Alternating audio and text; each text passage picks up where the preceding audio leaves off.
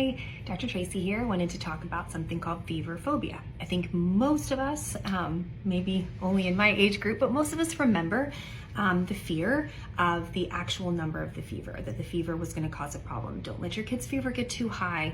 The temperature get too high, it can cause brain damage, it can cause seizures and other problems. Well, why is that not really a thing? And why was it ever something we talked about to begin with? And the reason for that is for vaccinations. So back prior to the Hib and Prevnar vaccines, which are started at 2 months of age to prevent two bacterial infections called Haemophilus influenza and strep pneumonia, there were a high percentage of children, if they had a fever above a certain amount, that they had a 25% chance of having those bacteria in their bloodstream. And having bacteria in your bloodstream, especially as a baby, is extremely dangerous because it can go all over your body. That's where you get pneumonia, meningitis, ear infections, abscesses, and what we call sepsis, which can lead to death.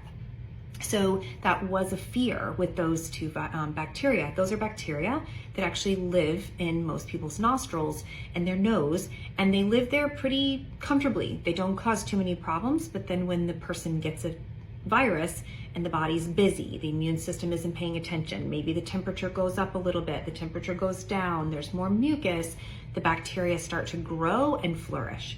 So back when I first started training, if a child had a fever over 102.5 and they were under 15 months of age, they had to have a blood draw, they had to have blood work, they had to have something called a blood culture, where we took the blood and grew it out under a microscope to make sure there was no bacteria, and they had to be given a shot or a dose of IV antibiotics until we could prove they didn't have one of those bacteria.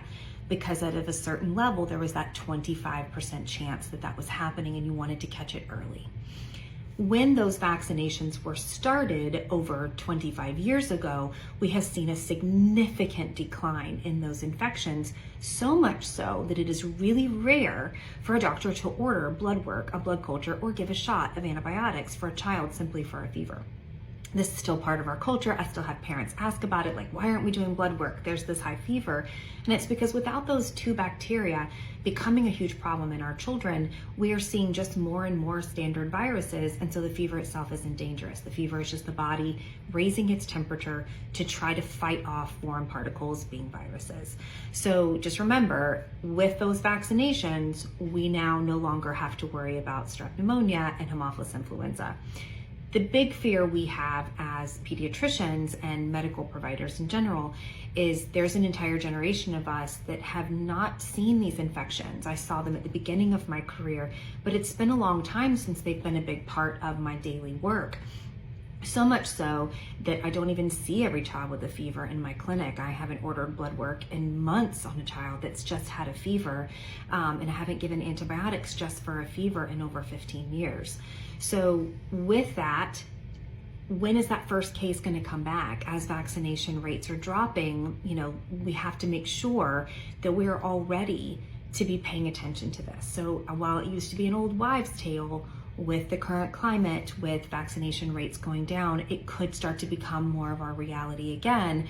And that's something that we hope doesn't happen. So again, hope this helps. Remember, if your child is fully vaccinated at current times right now with the herd immunity that we still have, it is really, really unlikely to be anything dangerous. It's more as how is the child acting, how long has it been going on, and other symptoms associated with it.